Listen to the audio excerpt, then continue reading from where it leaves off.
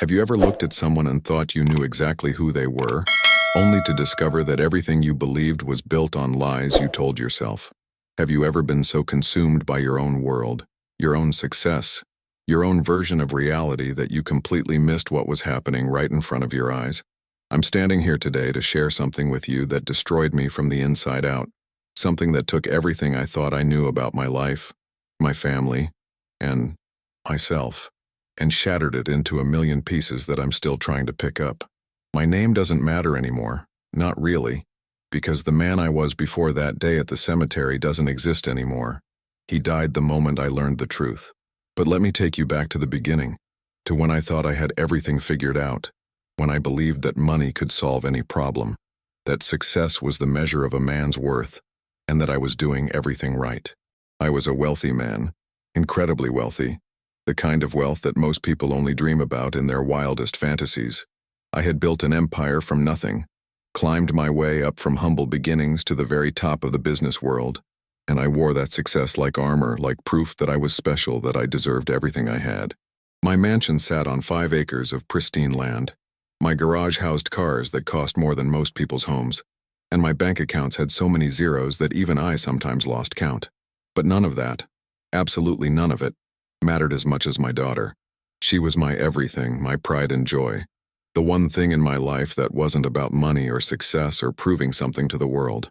Her name was Sarah, and from the moment she came into this world 23 years ago, she had me completely wrapped around her little finger.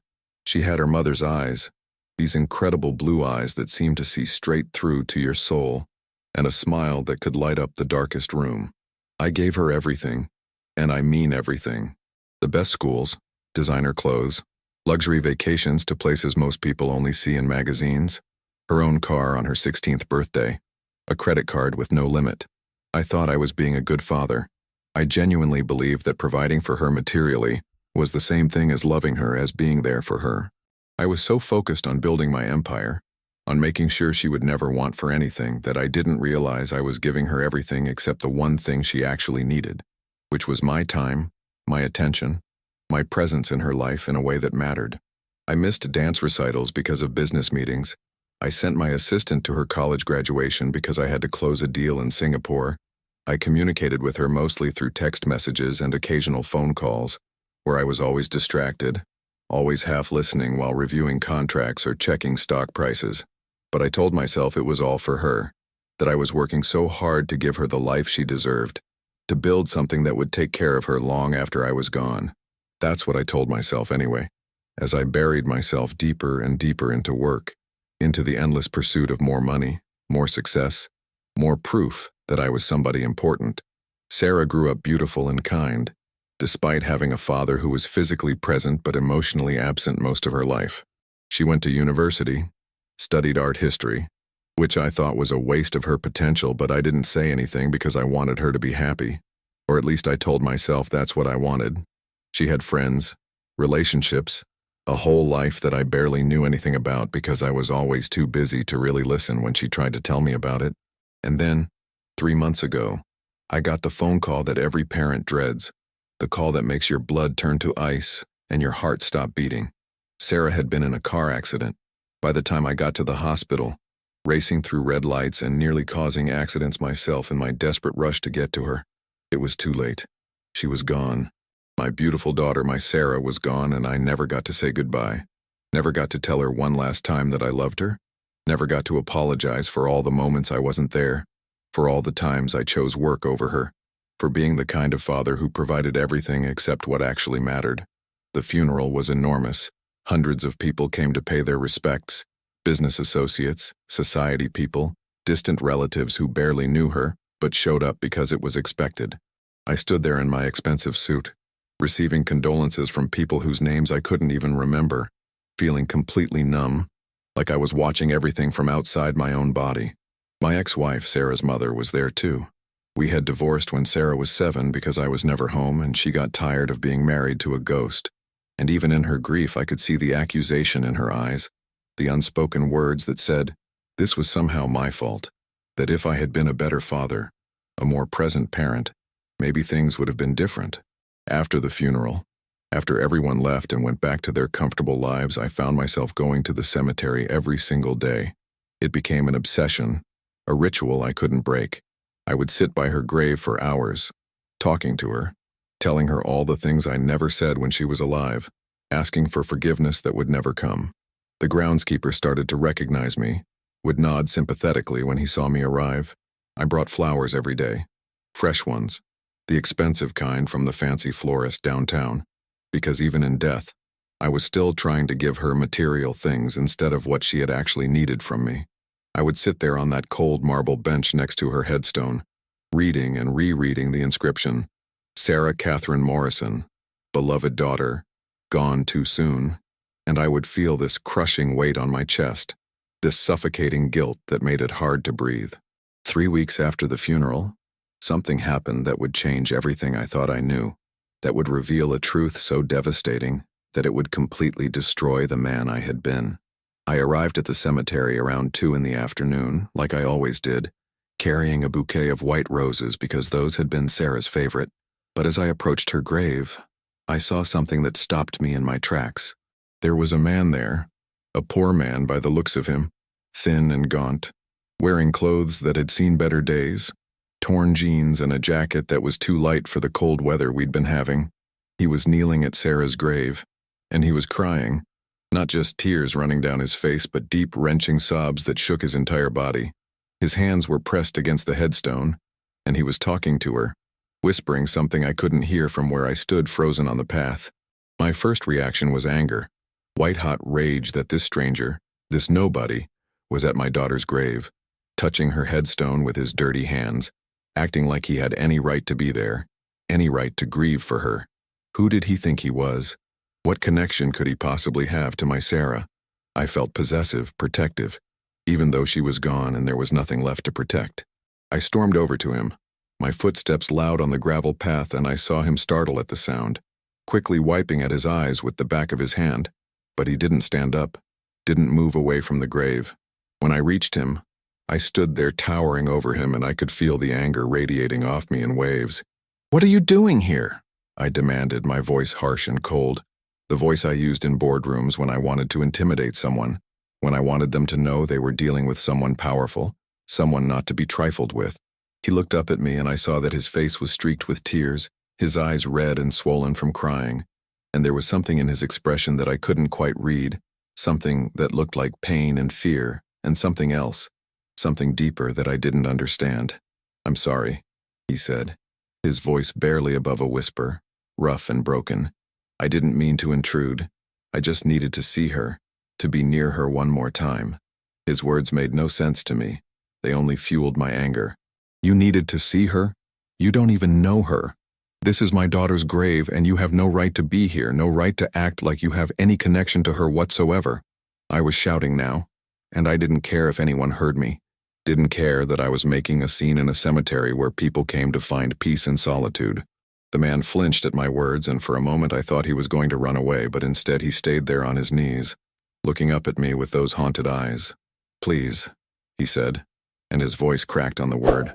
"Please, I know I shouldn't be here. I know I have no right, but I loved her so much, and I just wanted to say goodbye." Those words hit me like a physical blow. He loved her? This stranger, this poor man who looked like he hadn't had a decent meal in weeks, claimed to love my daughter? "You're lying," I said, but even as the words left my mouth, I felt something shift inside me, a tiny crack in the wall of certainty I had built around myself. I know everyone in Sarah's life, every friend, every boyfriend she ever had, and I've never seen you before. So either you're some kind of stalker, or you're confused, or you're just plain crazy. But you need to leave right now before I call security." The man slowly stood up, and I could see that he was trembling, whether from cold or emotion or fear, I couldn't tell. He was taller than I initially thought, though still shorter than me, and up close I could see that he was probably in his mid-20s, around Sarah's age, with dark hair that needed cutting and a face that might have been handsome if it wasn't so marked by obvious hardship and pain.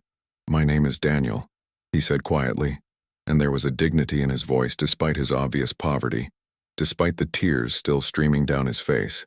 "And I understand why you don't know who I am, why you've never seen me before, because Sarah never told you about me. She never told you about us. I felt my heart start to pound in my chest, a sick feeling spreading through my stomach. What are you talking about? There is no us. Sarah would have told me if she was seeing someone. She told me everything. But even as I said it, I knew it was a lie. Knew that Sarah had stopped really talking to me years ago, that our conversations had become superficial and brief, that I had no idea what was really going on in her life.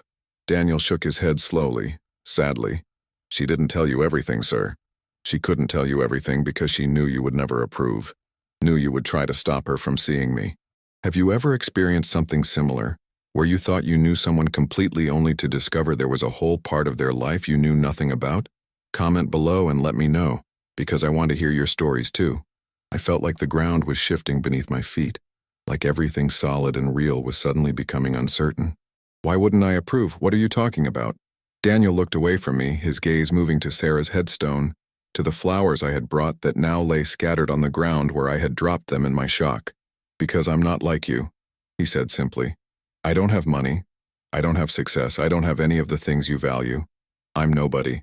Just a guy who works at a garage, who barely makes enough to pay rent on a tiny apartment in the worst part of town. Sarah knew you would think I wasn't good enough for her, that I couldn't provide for her the way you had, that I was beneath her somehow. His words stung because they were true, because I could hear myself saying exactly those things if Sarah had brought home someone like him. I would have judged him immediately, would have seen only his poverty and his lack of prospects, would have tried to convince Sarah that she could do better, that she deserved someone from her own world, someone who could give her the life I had built for her. When did you meet her? I asked, my voice coming out rough and strained. How long were you seeing my daughter? Daniel's face softened at the memory, a small, sad smile crossing his features. We met 2 years ago, he said. She brought her car into the garage where I work. It was making some strange noise and she was worried about it. I fixed it for her, and we started talking while I worked, and she was so different from what I expected. She wasn't like the other rich people who came in, looking down on us, treating us like we were invisible. She was kind and funny and genuinely interested in my life, in who I was beyond just the guy fixing her car. She came back a week later, said the car was making another noise, but really she just wanted to see me again. And that's how it started. I listened to him talk, and every word was like a knife twisting in my gut because I was hearing about a version of my daughter that I barely recognized. A Sarah who had this whole secret relationship that she never mentioned to me, not even once in 2 years. We fell in love, Daniel continued, his voice thick with emotion. And it was real. It was the most real thing in my entire life. We tried to keep it secret at first because she was scared of what you would say, scared of disappointing you. But eventually we got tired of hiding, tired of only seeing each other in secret places where no one from her world would see us. She wanted to tell you, she really did. But every time she got the courage to bring it up, you were busy with work or traveling or dealing with some business crisis, and she would lose her nerve. I thought back to those 2 years, trying to remember if there were any signs, any hints that Sarah was in a relationship, but I came up empty because I hadn't been paying attention, hadn't been present enough in her life to notice the changes, the happiness that must have been there, the love she must have been feeling. About 6 months ago, Daniel said, and his voice broke, fresh tears spilling down his cheeks. Sarah told me she was pregnant. The word hit me like a freight train, and I actually stumbled backward, had to catch myself on a nearby headstone to keep from falling. What? I whispered, the world spinning around me. She was pregnant? Daniel nodded, his whole body shaking with sobs now. She was 3 months along when the accident happened. We were going to tell you, we had it all planned out. She was going to bring me to your house for dinner, introduce me properly, tell you about the baby. She was so scared but also so excited because she thought that maybe, just maybe, you would see how much we loved each other, how happy she was, and you would give us your blessing. The revelation crashed over me in waves, each one more devastating than the last. My daughter had been pregnant. She had been carrying my grandchild, a baby I would never meet now, never hold, never watch grow up. And she had been planning to tell me, had been working up the courage to share this huge life-changing news with me. And I had been too busy, too preoccupied with my own importance, to notice that she needed to talk to me about something important. Why didn't she just tell me? I asked, my voice barely audible, all the anger drained out of me now, replaced by a crushing despair. Why did she wait so long? Daniel wiped his eyes. looking at me with something that might have been pity. Because she knew you, sir. She knew you would judge me before you even met me, would see my lack of money and education and write me off as not good enough for her. And she was terrified that you would pressure her to end the pregnancy, or worse, that you would try to buy me off, pay me to leave her alone so she could find someone more suitable. She loved you so much, despite everything, despite all the times you weren't there for her, despite feeling like she always came second to your work. She loved you and she wanted your approval, wanted you to be happy for her, and she was willing to wait until the moment was right, until she could present everything in a way that would make you understand. Every word Daniel spoke was like acid burning through me, revealing truths that I didn't want to face but couldn't deny. I had been so focused on providing material things for Sarah that I had completely failed to actually know her, to understand what she wanted, what she needed, who she was becoming as she grew into adulthood. I had missed 2 years of her being in love, had missed the joy and excitement of her pregnancy, had missed countless opportunities to be the father she deserved, because I was always chasing the next deal, the next acquisition, the next zero to add to my net worth. The day of the accident, Daniel continued, his voice dropping to barely above a whisper. We were coming back from the doctor's office. Sarah had just had her ultrasound, and we were so happy because we could see the baby, could hear the heartbeat. It was a girl, we were going to have a little girl, and Sarah was already picking out names, already planning the nursery. She was holding the ultrasound pictures in her hand when we got into the car, looking at them with this smile on her face that was pure joy, pure love. I was driving because Sarah said she felt a little dizzy, and I thought I was being so careful. I was watching the road, following all the traffic laws, doing everything right. He paused, his face contorting with pain, with guilt that I recognized because I was feeling it too, crushing and overwhelming. The other driver ran the red light, he said. Came out of nowhere, going way too fast, and I didn't have time to react. Didn't have time to do anything to protect her. The car hit on Sarah's side, the passenger side, and the impact was so violent that it spun us around twice before we crashed into a light pole. I remember the sound, this horrible crunching metal sound, and the glass shattering everywhere, and Sarah screaming, and then suddenly everything was quiet. I turned to look at her and she was so still. And there was blood, so much blood, and I knew. I just knew that I had failed her, that I hadn't protected her, that I had let her down, in the worst possible way. I was crying now too, tears streaming down my face as I listened to Daniel describe my daughter's final moments, the accident that had taken her from this world. I tried to help her, Daniel continued, his voice breaking completely now. I tried to wake her up, tried to tell her it was going to be okay, that help was coming. But she just looked at me with these eyes that were so confused, so scared, and she whispered, "The baby." And then she closed her eyes and she was gone. Just like that, she was gone. And I was holding her hand and begging her to come back, begging God or the universe or anyone who would listen to not take her, to take me instead. But it didn't matter. She was gone, and the baby was gone, and it was my fault. All of it was my fault because I was driving, because I didn't react fast enough, because I couldn't protect them. I found myself moving toward Daniel. All my earlier anger completely evaporated, replaced by a shared grief that connected us in a way nothing else could. It wasn't your fault, I heard myself saying, the words coming out automatically even though I knew he wouldn't believe them any more than I would have believed them if someone had said the same thing to me.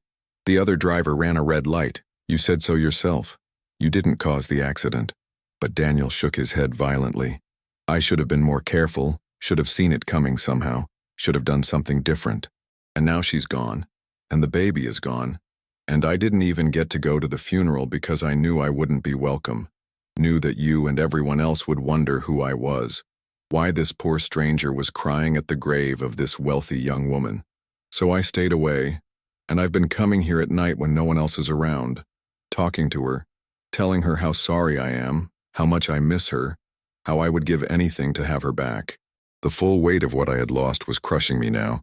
Not just my daughter, but my grandchild, a whole future that should have been mine to witness and experience and be part of. And I had been so blind, so wrapped up in my own world of business and money and status that I had completely missed what was happening in Sarah's life, had missed the chance to know this man who had made her happy in ways I never understood, had missed the opportunity to support her through her pregnancy, to be excited with her about the baby that was coming. She wrote you a letter, Daniel said suddenly, reaching into the inside pocket of his worn jacket and pulling out an envelope that was wrinkled and obviously well handled. She wrote it the night before the accident, said she was going to give it to you after we told you about everything, after you had a chance to meet me and hear about the baby. I found it in her apartment afterward when I was packing up her things. He held the envelope out to me, and I could see my name written on it in Sarah's distinctive handwriting, and I felt my hands shaking as I reached out to take it. I've read it so many times, Daniel admitted. I know I shouldn't have. I know it was meant for you, but I needed to feel close to her somehow. Needed to hear her voice even if it was just through words on paper. She loved you so much, despite everything. She really did. I stared at the envelope in my hands, afraid to open it, afraid of what Sarah's words would reveal about how badly I had failed as a father. But I needed to know, needed to hear what she had to say. So with trembling fingers, I tore open the envelope and pulled out several pages of paper covered in Sarah's handwriting, and I began to read through tears that made the words blur and swim before my eyes. Dear Dad, the letter began, and I could hear Sarah's voice in my head as I read her words. I'm writing this letter because I have something important to tell you, something I should have told you a long time ago, but I was too scared, too worried about how you would react. I'm in love, Dad. Really, truly, deeply in love with the most amazing man I've ever met. His name is Daniel, and I know he's not what you would have chosen for me. I know he doesn't have the money, or the status, or the career that you value so much, but he has something more important than all of that combined. He has a good heart, Dad. He's kind and gentle, and he treats me like I'm the most precious thing in the world, not because of who my father is or how much money I have, but because of who I am as a person. He sees me, really sees me, in a way that I don't think anyone else ever has. And I'm pregnant, Dad. I'm carrying Daniel's baby, and I'm scared and excited and nervous and happy all at the same time. I know this isn't how you imagined things would happen. I know you probably had other plans for my life, a different timeline, a different kind of partner for me. But this is what I want, Dad. This is my life, my choice, my future, and more than anything, I want you to be part of it. I want you to meet Daniel and see what I see in him. I want you to know your grandchild. I want us to be a family, all of us together. I know I haven't always been the daughter you wanted me to be. I know you would have preferred if I had gone into business like you, if I had been more ambitious, more focused on success and money. But I'm not built that way, Dad. I care about art and beauty and love and connection, and I think that's okay. I think there's value in that too, even if it's not something you can put a price tag on. I've spent so much of my life trying to get your attention, trying to make you proud, trying to be enough for you to choose me over your work, and I know you love me. I do, but I also know that I've always come second to your business, to your endless pursuit of more money, more success, more of everything. And that's hurt me, Dad. It's hurt me more than you probably realize, more than I've ever been able to tell you, because I didn't want you to feel guilty, didn't want to be a burden or a disappointment. But I need you to know now, because I'm about to become a mother myself, and I'm starting to understand how important it is to really be there for your child, not just financially, but emotionally, physically, in all the ways that matter. I don't want to make the same mistakes with my daughter that you made with me. I want her to know that she is loved, that she is seen, that she is the most important thing in my world, not just something I fit in around the edges of my real priorities. And I hope that maybe, when you meet her, when you hold your granddaughter for the first time, you'll understand what I'm talking about. You'll understand what really matters in this life. I'm going to bring Daniel to dinner next week, Dad. I'm going to introduce you properly, and I'm going to tell you about the baby, and I really, really hope that you can be happy for me, that you can see past your expectations and prejudices and just celebrate with me. Because I'm so happy, Dad. Happier than I've ever been in my entire life. Daniel makes me laugh, and he listens when I talk, and he supports my dreams even when they don't make practical sense. He makes me feel valued and loved and seen in ways I've been craving my whole life. And this baby, this little girl we're going to have, she already means everything to me, even though I haven't met her yet. I know this isn't the life you imagined for me. I know you probably wanted me to marry someone from our social circle, someone wealthy and successful and impressive. But I'm asking you to try, Dad. I'm asking you to open your mind and your heart and give Daniel a chance. Give us a chance to show you that love and happiness matter more than money, that a life well lived isn't measured in bank accounts and business deals, but in relationships and connections and moments of genuine joy. I love you, Dad. I always have, even when I felt like you weren't really there for me, even when I felt invisible in your life. And I'm hoping that this new chapter, this new phase of our lives can bring us closer together. I'm hoping that being grandparents, sharing and raising this little girl together, can give us a chance to build the kind of relationship I've always wanted with you. I'm choosing to be optimistic, to believe that you'll surprise me, that you'll put aside your preconceptions and embrace Daniel and our baby with open arms, because that's what I need from you, Dad. That's what I've always needed from you, just to be seen, to be valued, to be chosen, to be enough just as I am. Please don't let me down this time. Please show up for me in the way I've always needed you to. I believe you can do it. I believe that underneath all the business and the money and the success, there's still the father I remember from when I was very small. The father who would read me bedtime stories and tuck me in at night and make me feel like I was the most special girl in the world. I know that father is still in there somewhere, and I'm hoping this letter reaches him. All my love. Always, Sarah. By the time I finished reading, I was sobbing so hard I could barely breathe, my entire body shaking with the force of my grief and my guilt and my regret. Everything Sarah had written was true. Every single word was an accurate reflection of the father I had been, of the ways I had failed her, of the priorities I had gotten so catastrophically wrong. She had been planning to give me a chance to be better, to meet Daniel and embrace this new life she was building, to be the father she deserved. And I never got that chance because she died before she could give me the letter, before she could bring Daniel to dinner, before she could tell me about the baby. And now it was too late. Too late to fix anything, too late to apologize, too late to show her that I could be different, could be better, could put her first the way I should have all along. I looked up at Daniel through my tears, and I saw my own pain reflected in his face, and I realized that we had both lost Sarah, both lost this incredible woman who had brought light and love into our lives, and we were both drowning in guilt and grief and the unbearable weight of everything we would never get to say to her, never get to do with her, never get to experience. "I'm so sorry," I said to Daniel, the words completely inadequate but necessary nonetheless. "I'm so sorry that I never got to meet you when she was alive, that I never got to know about you and support you both the way you deserved. I'm sorry that my daughter felt she couldn't tell me about the most important things in her life because she knew I would judge you, would judge her choices. She was right about me. I would have been exactly the person she feared. I would have looked at you and seen only what you didn't have instead of seeing what you gave her, what you meant to her." Daniel was crying too.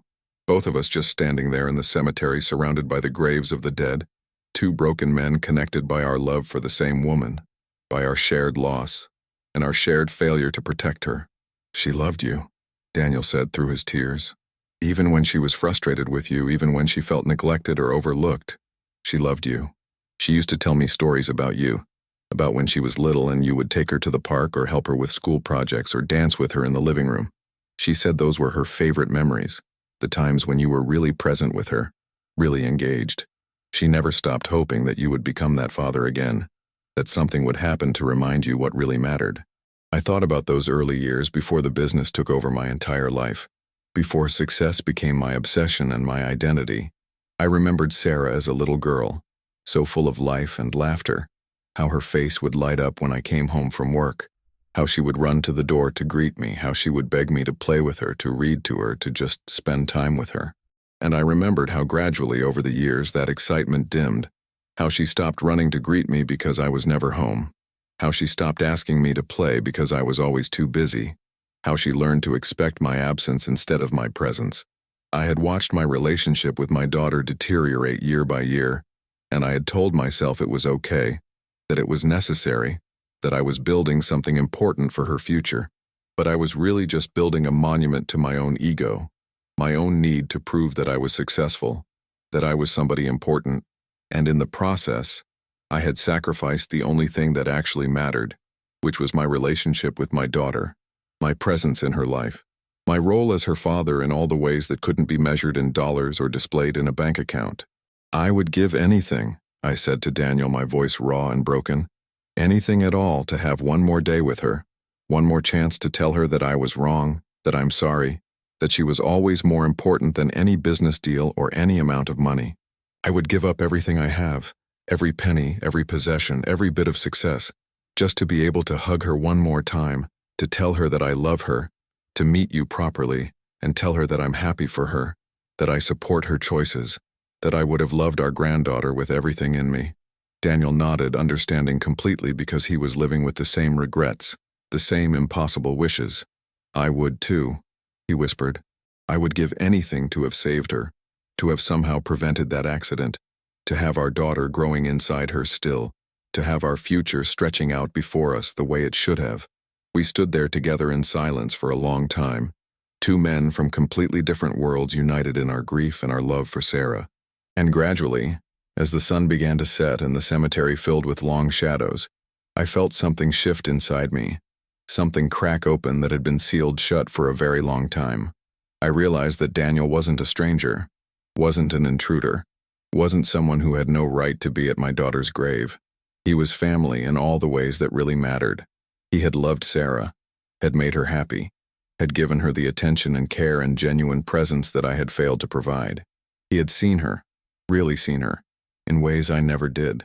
And he was grieving just as deeply as I was, maybe even more deeply because he had lost not just Sarah but their baby, their future together, everything they had been building. I want to know about her, I said to Daniel, my voice steadier now despite the tears still streaming down my face. I want you to tell me about your relationship, about the time you spent together, about who she was with you. I miss so much of her life and I can't get that time back, but maybe I can at least understand who she became, who she was when she was truly happy. Daniel looked at me with surprise, and then with something that might have been gratitude. I'd like that, he said softly. I'd like to tell you about her, about us. She would have wanted that, I think. She would have wanted us to know each other, to be connected. And so we sat down together on that cold marble bench next to Sarah's grave, and Daniel began to talk. He told me about how Sarah would bring him lunch at the garage when he was working late, how she would sit on an overturned bucket and tell him about her day, about the art classes she was taking, about the paintings she was working on. He told me about the first time he kissed her, how nervous he had been because she seemed so far above him, so refined and cultured and beautiful. He told me about their first real date, how he had saved up for weeks to take her to a nice restaurant even though it wasn't the kind of place he would normally go, how she had laughed and said she would have been just as happy with pizza and a movie. He told me about how she would sketch him while he worked, filling notebooks with drawings of his hands holding tools, his face concentrated on an engine, his smile when he looked up and saw her watching him. He told me about quiet evenings in his tiny apartment, eating takeout and watching old movies, how Sarah said those were her favorite times because there was no pressure to be anyone other than who they were, no need to perform or impress or live up to expectations. He told me about the day she found out she was pregnant, how scared they both were at first, but how quickly that fear transformed into joy, into excitement about the future they would build together. He told me about how Sarah had insisted on getting a job because she didn't want to rely solely on my money, how she had worked at an art gallery downtown and loved it, loved being surrounded by beauty and creativity, loved helping people find pieces that spoke to them. He told me about how she would talk about me sometimes with love, but also with sadness, how she wished I could see that she was happy, that she had found her path even if it wasn't the one I had envisioned for her. And as Daniel talked, painting this picture of my daughter's life, I felt my heart breaking all over again because I realized just how much I had missed, how much of Sarah's real life, her authentic self, her genuine happiness, had been completely unknown to me. I had been so physically close to her and yet so emotionally distant that I might as well have been on another planet. Thank you, I said to Daniel when he finally fell silent, when there were no more stories to tell, at least not for today. Thank you for loving her the way she deserved to be loved, for seeing her and valuing her and being present with her in all the ways I wasn't. Thank you for making her happy, for giving her the kind of relationship I now understand she desperately needed. And thank you for being here today, for helping me understand who my daughter really was. Daniel wiped his eyes, looking at me with an expression that was complex and hard to read. What do I do now? He asked, his voice small and lost. How do I go on without her? How do I live with the guilt, with knowing that I was driving when it happened, that I couldn't protect her?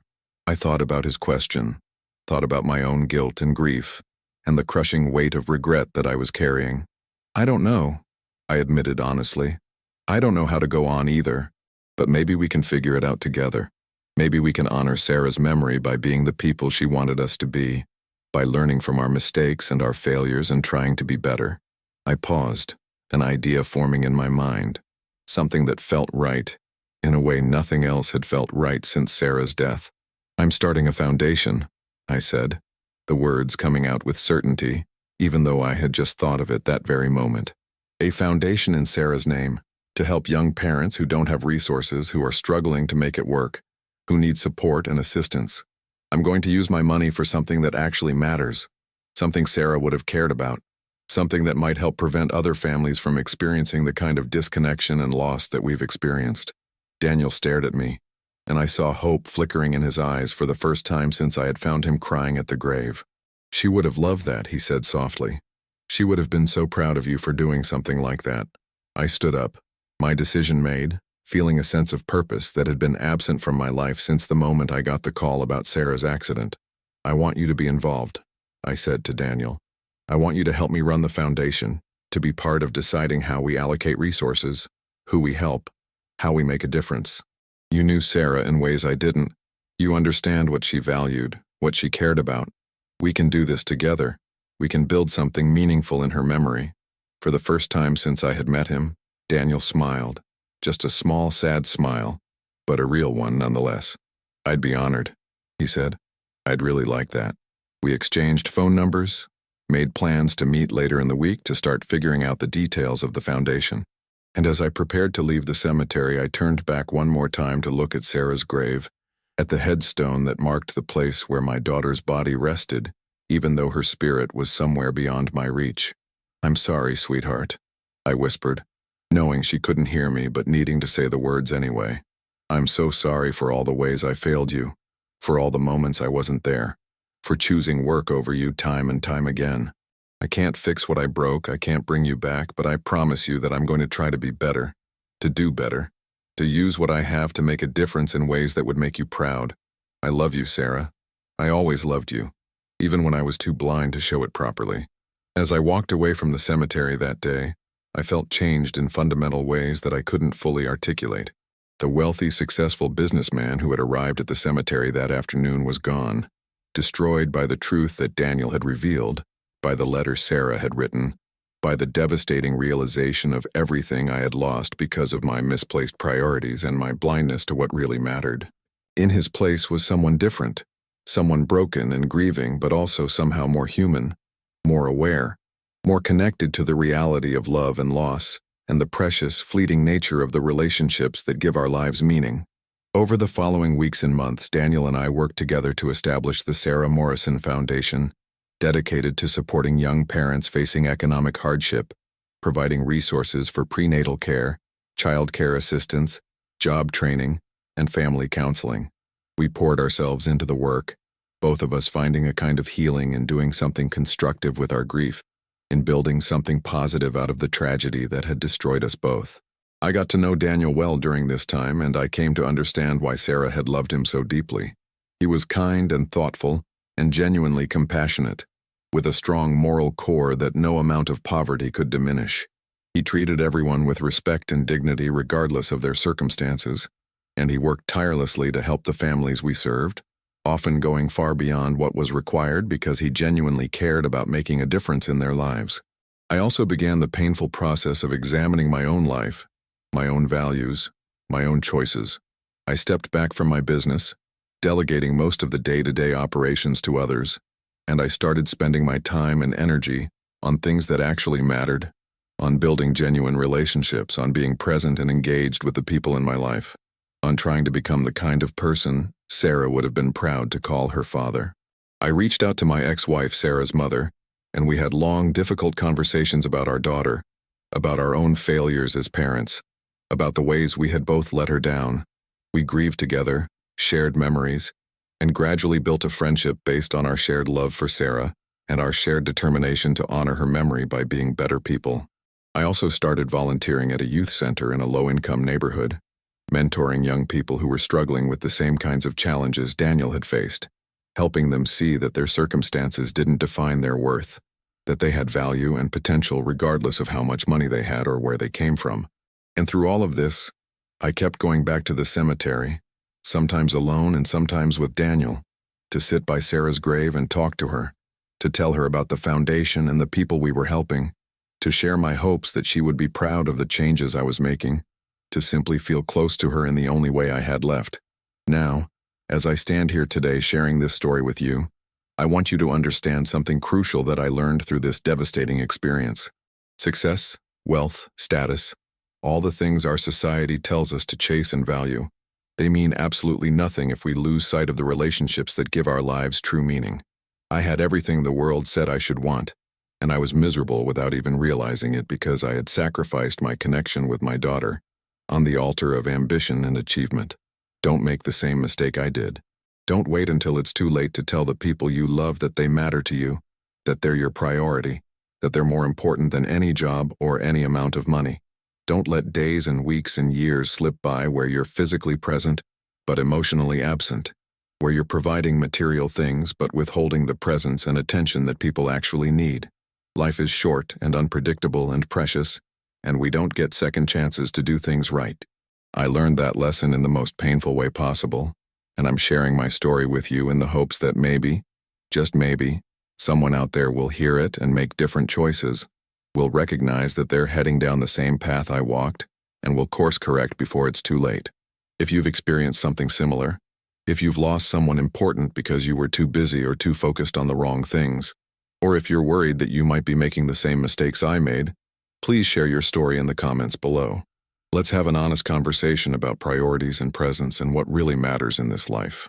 And if this story has touched your heart, if it's made you think about your own relationships and choices, please hit that like button to let me know. It helps more people find this message and maybe, hopefully, prevents even one person from experiencing the kind of devastating loss and regret that I'm living with. I encourage you to subscribe to Through My Eyes for more powerful, authentic stories about real human experiences, about the lessons we learn through pain and loss and struggle, about the ways we grow and change and hopefully become better versions of ourselves. Make sure to hit that notification bell so you never miss a story that might change your perspective or touch your heart in ways you didn't expect. Understanding the content you're consuming matters because these stories, these real human experiences, they have the power to shift how we see the world, how we interact with the people around us, how we prioritize our time and energy and love. Don't just let these words wash over you. Really sit with them, really think about what they mean for your own life, for your own relationships, for your own choices moving forward. I can't bring Sarah back. I can't undo my failures as a father. I can't get back all those lost years when I should have been present but chose to be absent. But I can tell this story. I can be honest about my mistakes. I can hopefully inspire even one person to do things differently, to choose love over ambition, presence over productivity, connection over success. That's my mission now, my purpose. The way I'm trying to honor my daughter's memory and make her death mean something beyond just senseless tragedy and unbearable loss. Thank you for listening to my story, for sitting with me in this painful truth, for allowing me to share the most devastating experience of my life in the hopes that it might make a difference in yours. Sarah would have wanted that, I think. She would have wanted her story to help others, to open eyes, to change hearts.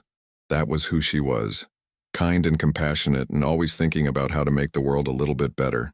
So please, take this message with you when you leave here today. Hug your loved ones a little tighter. Tell them what they mean to you. Be present when you're with them. Choose them over everything else that's competing for your attention. Don't let work or money or status or anything else rob you of the precious, irreplaceable time you have with the people who matter most. Learn from my mistakes so you don't have to learn from your own. That's what I'm asking of you. That's what I'm hoping for as I share my broken heart and my deepest regrets with you today. Make different choices than I did. Be better than I was. Love more fully and presently than I managed to do until it was too late. That's how we honor the people we've lost, by becoming who they needed us to be, even if we only get to do it in their memory, rather than in their presence.